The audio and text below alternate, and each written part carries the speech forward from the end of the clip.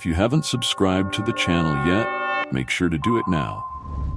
In 1972, the world was shaken by an extraordinary story of survival, one that would later be immortalized in Piers Paul Reed's gripping book, Alive.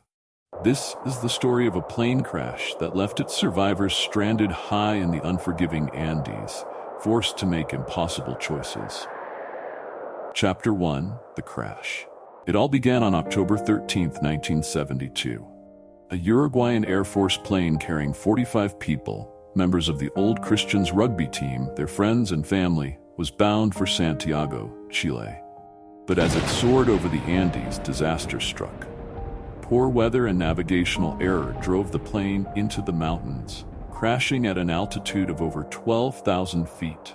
The impact claimed several lives, leaving the survivors in one of the harshest environments imaginable, surrounded by snow, ice, thin air, and unyielding cold.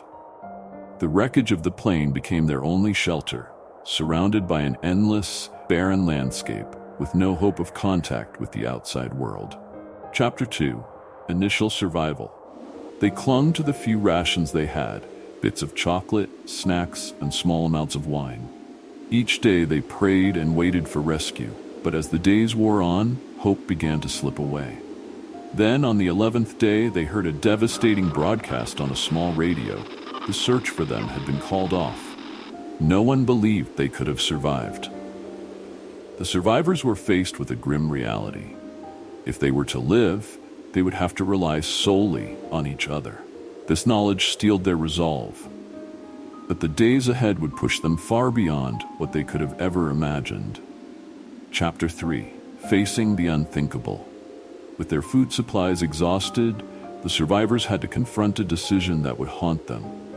The only source of food lay in the bodies of their deceased friends. Starvation was closing in, and they understood that survival demanded this horrifying choice. For these Roman Catholics, the thought was unbearable. Yet they believed their friends would understand, knowing this was their last chance to live. It was an agonizing choice, but it kept them alive in the frozen mountains for weeks, as they waited, hoping against hope that someone would come. Chapter 4: Natural Disasters and Tragedy. Survival didn't come without further tragedy. They faced avalanche after avalanche, fierce mountain weather, and the unrelenting cold. One avalanche on October 29th buried parts of the wreckage, claiming even more lives. But even in such isolation, they found unity. Leaders emerged, morale was guarded as best as possible, and through relentless hardship, they held on to one another. Chapter 5: The Journey for Help. Over 2 long, harrowing months had passed since the crash. By then, the survivors understood that no one was coming to save them. Their numbers had dwindled, their health was deteriorating, and morale was at an all-time low.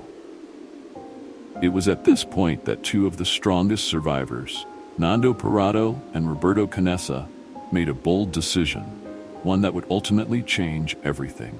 Realizing that waiting any longer could mean death for everyone, Parado and Canessa knew they'd need to attempt the unthinkable. They'd have to cross the Andes on foot, braving the brutal conditions to reach civilization.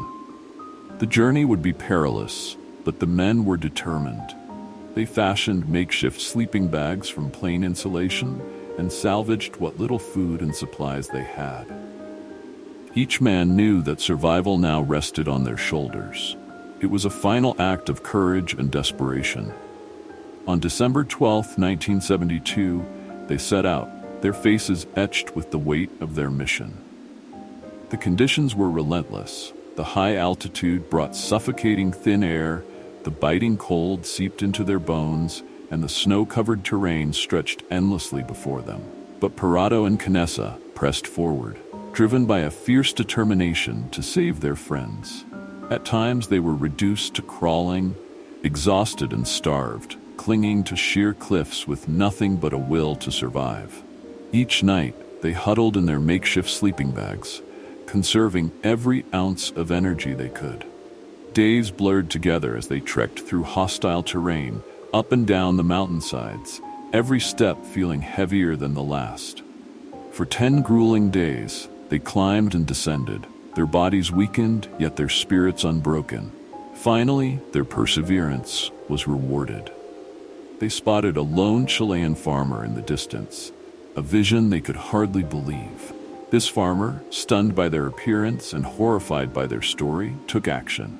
He quickly contacted local authorities, and at last, the world knew that there were still survivors waiting to be rescued high in the Andes. Chapter 6: The Rescue.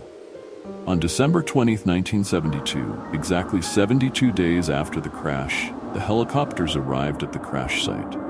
The mission was extraordinarily difficult, with rescuers battling against the harsh terrain and weather.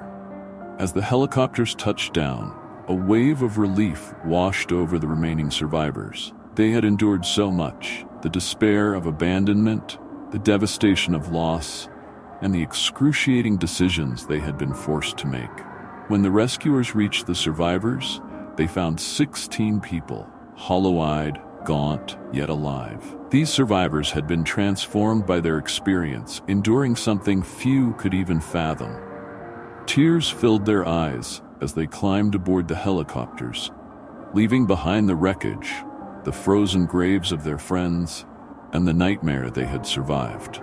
The world watched in shock as the news broke. What had seemed like an impossible story was now confirmed. 16 people had survived in one of the harshest places on Earth. They had been forced to confront unimaginable choices, ones that would haunt them but ultimately save their lives. The story of survival captivated people around the globe, as they grappled with the horrific yet inspiring reality of what the survivors had endured. Chapter 7: The Aftermath. Alive is not just a tale of survival. It's a testament to the unyielding strength of the human spirit. Each survivor returned home forever changed, marked not only by the physical scars, but by the psychological weight of their ordeal. The world was horrified to learn of the lengths they'd gone to survive, but also deeply moved by their courage, resilience, and unity. As the survivors rebuilt their lives, they became symbols of hope, resilience, and the power of human will. They spoke of their experience with raw honesty, revealing the depths of their struggle, the haunting memories of lost friends, and the heavy burden of choices made in those frozen mountains. Alive explores themes that resonate deeply with all of us: the instinct to survive, the bonds formed in the face of adversity, and the extremes people will endure when their lives are on the line. The survivors of the Andes crash proved that, even in the darkest moments, hope can endure, and the human spirit can transcend unimaginable horrors. Hope you enjoy this video. Please subscribe the channel, and see you in the next video.